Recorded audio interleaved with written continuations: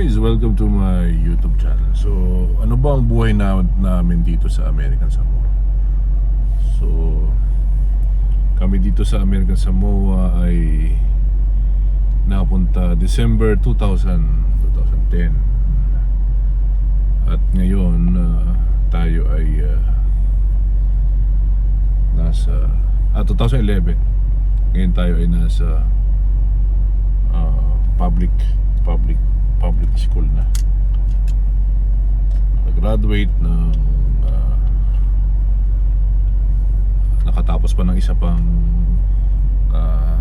up from bachelor's to Master of Education in Curriculum Studies. Salamat sa SDOE, sa grant at sa libreng paaral.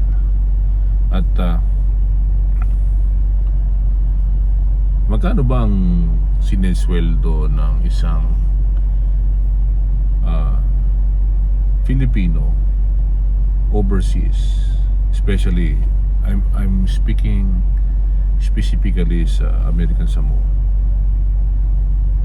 So ayan, i-reveal natin ang ating sweldo sa kasalukuyan.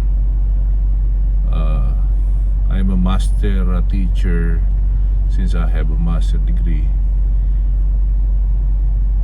with including the recent increment, with a total of 42,634.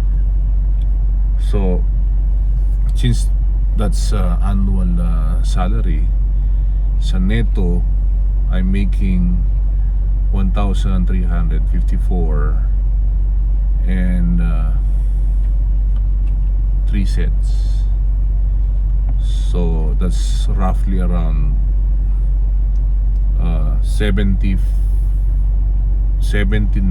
to 80,000 pesos by week.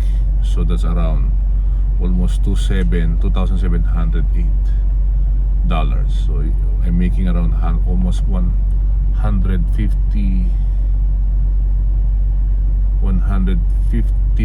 to 160,000 a month.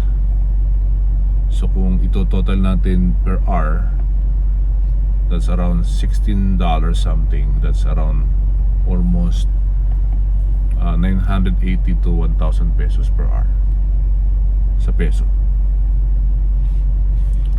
So magkano ba ang diferensya ng teacher 1 sa Pilipinas sa teachers sa American Samoa? So there's a big difference.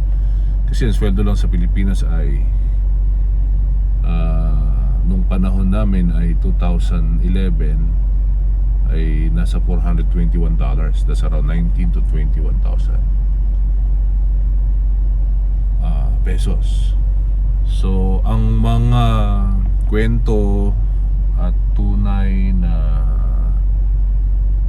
kalagayan ng isang public school teacher sa US, sa teritoryo ng US, takto ng American Samoa, ay talagang malaki ang diferensya ng sweldo sa DepEd or sa Pilipinas. So yun. So sa AA dito, around 20,000. Ang bachelor's is around 31,000. Ang master's ay nagpa-fluctuate to 41 to $46,000 annually. Every year yun.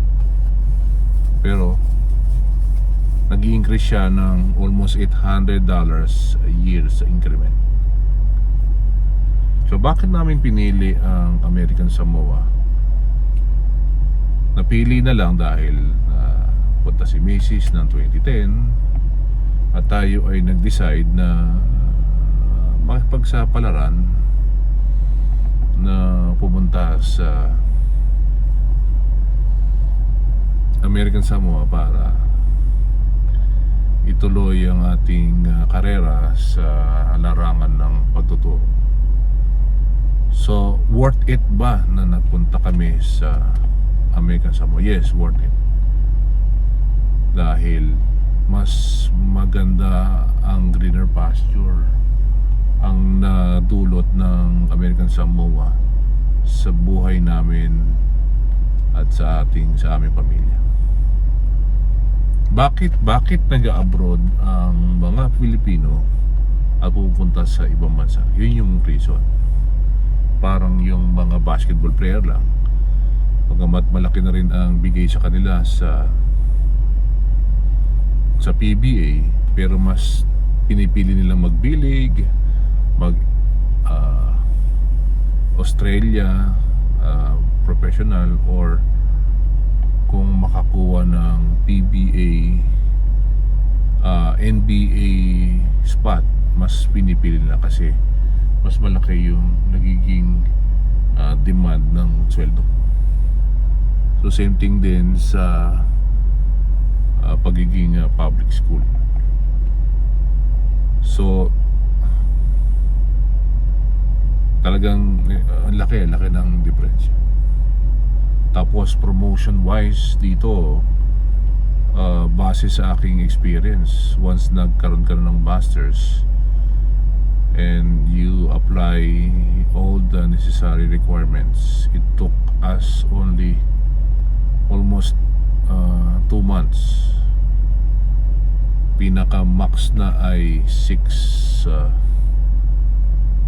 months, pero yung promotion ay napakabilis kasi you have all the requirements and qualifications to be a master teacher. Yun yung situation dito sa American Samoa. So ganyan lang ang buhay dito sa American Samoa. So patuloy lang ang pag-asenso,